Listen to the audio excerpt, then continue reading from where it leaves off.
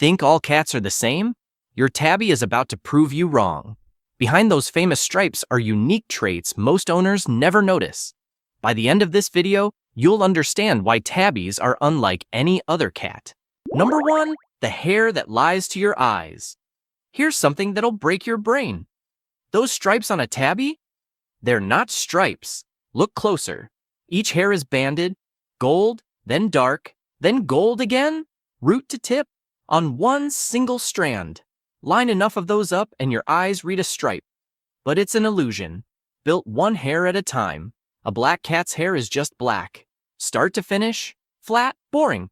A tabby's hair is doing 3 things at once. That's why the coat shifts color in the sun, catching gold in daylight and going almost black in shadow. Solid cats can't do that. One angle, one color, always. Your tabby is wearing fur that changes with the light, and it's happening inside a single strand of hair you'll never even notice unless you look. Number 2, the coat that's almost always female. Torbies mix tortoiseshell color with tabby stripes in one coat. Orange and black tangled together like 2 cats fused into one. That mix depends on the orange gene, and orange rides on the X chromosome. You need 2 X chromosomes to show both colors at once, which means Torbies are almost always female. A male Torby needs an extra chromosome, a genetic fluke most vets see maybe once or twice in an entire career. So a Torby isn't just a wild-looking coat, it's a pattern gated almost entirely to one sex. You can guess a Torby's gender from across the room, and you'll be right almost every time. Number 3, the M. Look at your tabby's forehead. There's an M there. Not a smudge, not a coincidence. An actual M. Same shape. Every single tabby, every single time. No other coat does this. Black cats don't grow letters. White cats don't either. Only tabbies. Geneticists think it's a byproduct of how the pattern gene fires during development. The same wave that draws every stripe down the spine, snapping into a fixed shape right between the eyes. Legend got there first, though. Islamic tradition says the Prophet Muhammad traced it there himself. Christian folklore says it's Mary's blessing, left after a tabby warmed the baby Jesus in the manger. Science still can't fully explain why it's always an M, never a blur, never random. Your cat is wearing a mark people have been telling myths about for 1,000 years, and it's sitting on their face right now. Number 4, the stripes inside the stripes. 5 pattern types sound like the whole story. They're not even close.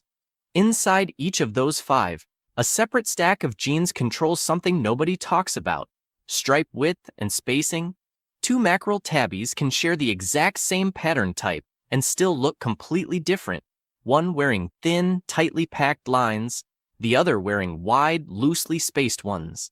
Geneticists call these polygenic modifiers, dozens of smaller genes layered on top of the main pattern gene, fine-tuning details the headline categories don't even measure. Solid cats don't have this layer at all. There's nothing to fine-tune on a coat with no pattern to begin with. Your tabby's exact stripe width was decided by a second, quieter set of genes working underneath the one everybody already knows about. Number 5, the ticked cat, named after the wrong country. Abyssinians are named after Abyssinia, the old name for Ethiopia, and for over a century everyone assumed that's exactly where the ticked tabby pattern came from. Genetic testing said otherwise. DNA studies on Abyssinian bloodlines point toward origins closer to coastal Southeast Asia or India, nowhere near East Africa at all.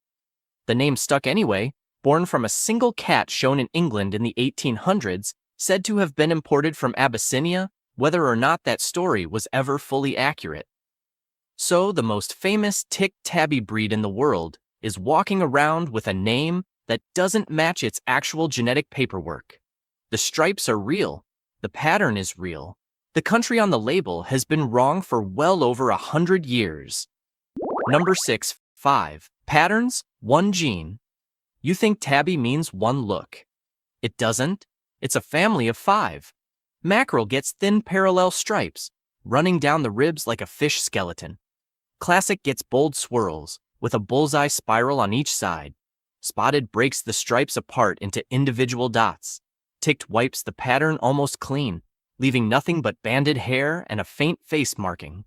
Patch throws tortoise shell into the mix on top of any of the 4. 5 totally different looks, one shared root.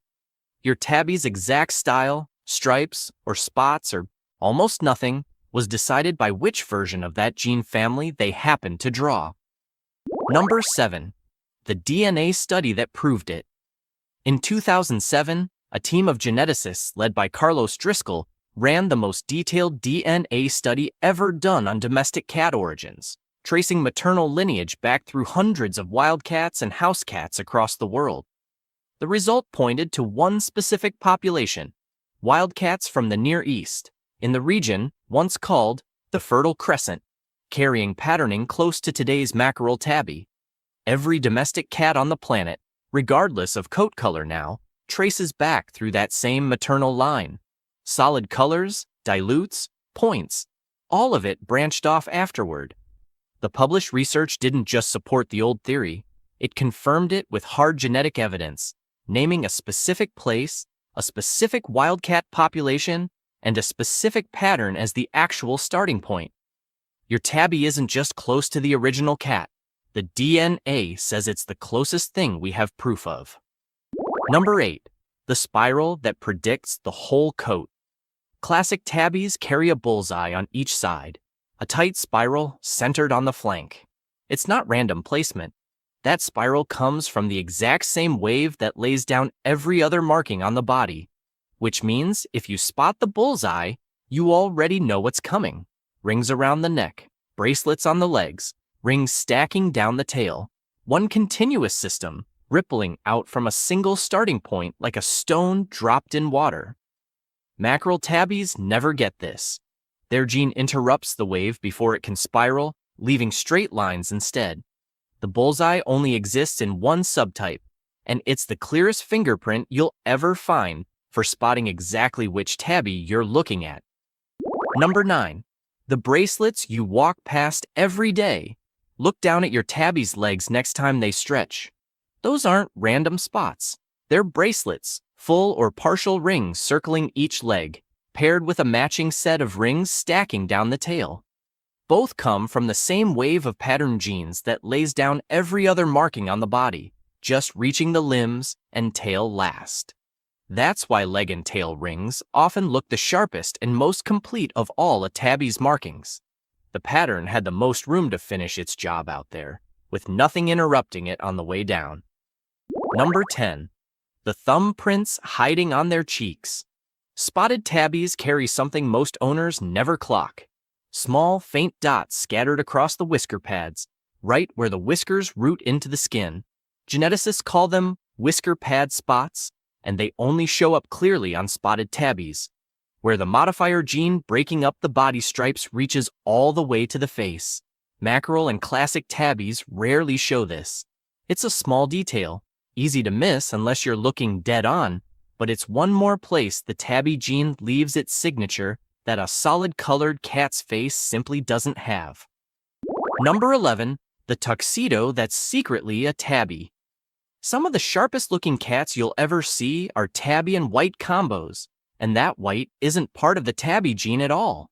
It's a completely separate white spotting gene, stacking on top of whatever tabby pattern is already there and blanking out sections of it. Where the white lands is almost random, controlled by how far a wave of pigment-blocking cells travels during development before the kitten is born. That means 2 tabby and white littermates from the same parents can end up with wildly different white patches, even while sharing the exact same underlying stripe pattern underneath. Number 12. The frost that needs tabby to exist. Silver tabbies look dusted in frost. That effect isn't its own thing. It's a second gene, called the inhibitor, riding on top of the tabby pattern. It strips the warm gold pigment from the base of each hair while leaving the dark stripe pigment alone. Background goes pale and silvery. Stripes stay sharp. Here's the catch. The inhibitor gene has nothing to grab onto without tabby underneath it. No stripes, no silver. Every silver tabby you've ever seen is 2 genes working as a team, one laying the pattern down, one bleaching everything around it. Solid cats can't produce this look. Not ever. It only exists on top of Tabby. Number 13. The fabric that named your cat. Nobody looked at a striped cat and invented the word tabby. The word already existed. It meant silk. In medieval Baghdad, weavers in the Atabiya district produced a striped silk so prized that European traders started calling any striped fabric tabbies. Centuries later, striped cats showed up in European ports. Traders reached for the closest word they already had. Tabby cat was born from a fabric term, almost as an afterthought. Every tabby's name is a leftover piece of medieval silk trade, stuck onto the animal decades after the word already meant something else entirely. Black, white, orange, those are just descriptions. Tabby is a loanword from merchants who never once met a cat. Number 14. The spots that only one tabby type gets. Spotted tabbies don't get spots by accident. A separate gene interrupts the stripe signal at regular intervals, breaking one continuous line into a chain of distinct spots or rosettes. This is the exact mechanism behind breeds like the Egyptian Mau. It only switches on top of an existing tabby base, never on a solid coat. Wild leopard cats and margays carry a version of the same modifier, which is exactly why spotted tabbies keep getting compared to their wild cousins. The spots aren't cosmetic. They're proof of a precise genetic interruption happening again and again down the body, controlled by a gene solid-colored cats don't even have access to. Number 15. The coat most vets only see once. Patch tabbies, sometimes called calabies, stack 3 separate genetic systems into one coat at once. Tabby stripes, tortoiseshell patching, occasional white spotting on top of both. 3 different genes, all needing to land visibly on the same animal at the same time. Most working vets will see a handful of true patch tabbies across an entire career, maybe fewer. It's not a look anyone bred on purpose. It's what happens when 3 separate genetic lotteries all land favorably on one cat at once. A coat no breeding program could reliably copy twice, even if they tried for years. Number 16. The stripe that beats the blotch. Every time mackerel and classic tabby aren't 2 random options. They sit on the exact same gene, and one of them wins by default. Mackerel is dominant.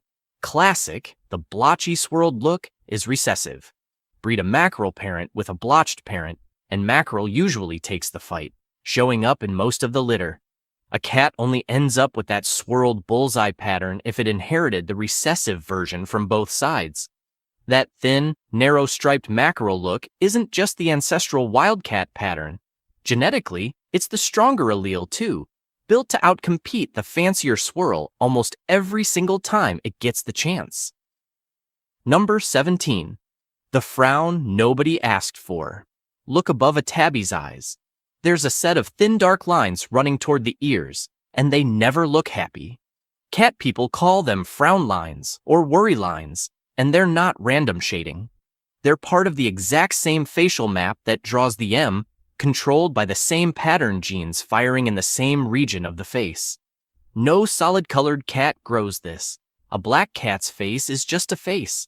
A tabby's face is wearing a permanent expression it never asked for and can't turn off, hardwired into the same genetic system that gave it stripes down the spine. Number 18. The gold version, silver never gets. You already know silver tabbies get their frosted look from the inhibitor gene bleaching the background pale.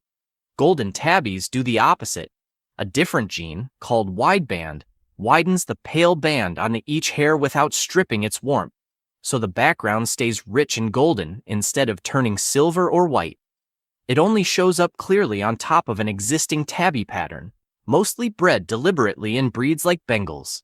2 genes, 2 completely different looks, both requiring the same tabby foundation underneath to have anything to work with in the first place. Number 19. The wildcat Bengal breeders chased on purpose. In 1963, a breeder named Jean Mill crossed a domestic spotted tabby with an Asian leopard cat, chasing one specific goal: bigger, sharper rosettes than any domestic tabby could produce alone. That cross became the foundation of the Bengal breed, And every rosette on a Bengal today traces back to spotted tabby genetics amplified by a wild ancestor a few generations back. It's the only domestic cat breed built specifically to push the tabby's spotted variant as far as genetically possible on purpose, using a real wildcat to get there. Number 20. The spot they mark you with first. Remember the frown lines and the M sitting right along a tabby's facial ridge. That exact same region carries scent glands, concentrated along the cheeks and forehead. When a tabby headbutts you, they're not just being affectionate at random. They're pressing the same genetically marked zone we already mapped out, the one carrying their signature pattern straight into your skin. Every other cat has scent glands too, but only a tabby's are sitting directly beneath a marking pattern this specific and this consistent. Your tabby isn't just claiming you, they're doing it from the exact same spot on their face that makes them recognizably, unmistakably a tabby in the first place. Number 21. The only coat judges score on symmetry. Walk into a cat show and pull up the judging standard for any tabby breed category, and you'll find something no solid colored entry ever gets scored on: pattern. Judges specifically evaluate stripe clarity, contrast between light and dark sections, and how symmetrically the markings sit across both sides of the body, with point deductions for smudged or broken lines. A solid black cat gets judged on coat condition and color depth. A tabby gets judged on the accuracy of an entire map. That scoring category exists for exactly one reason. The pattern is complex enough and variable enough between individual cats that breed standards had to build out specific criteria just to measure it fairly. No other coat type comes with that much built-in complexity to score. Number 22. The pattern that works like a fingerprint. No two tabbies share the exact same arrangement of stripes, not even littermates raised in the same house with the same base pattern type. The overall pattern category might match. The specific placement, spacing, and shape of individual markings never lines up exactly between two cats. The same way no two zebras share an identical stripe map. Shelters and rescues sometimes lean on this without even labeling it genetics, using a tabby's specific pattern as a fast, reliable way to tell visually similar cats apart in a crowded intake room. It's not a trick photo ID. It's a byproduct of how many small genetic variables stack up to build one coat. Your tabby's pattern isn't just unique to tabbies as a group. It's unique to that one cat, and no other cat alive shares it exactly. 22 reasons, and every single one traces back to one of 5 pattern types: mackerel, classic, spotted, ticked, patched. Comment your cat's exact type right now. One word, nothing else. I want this comment section turning into a live map of every tabby pattern watching this video at once. Then drop the number of the fact that actually stopped you mid-scroll. I'm reading every single comment. If your cat isn't a tabby, tag the friend whose cat is, because they need reason 11 more than you do. Subscribe if you want the next coat pattern cracked open exactly like this one.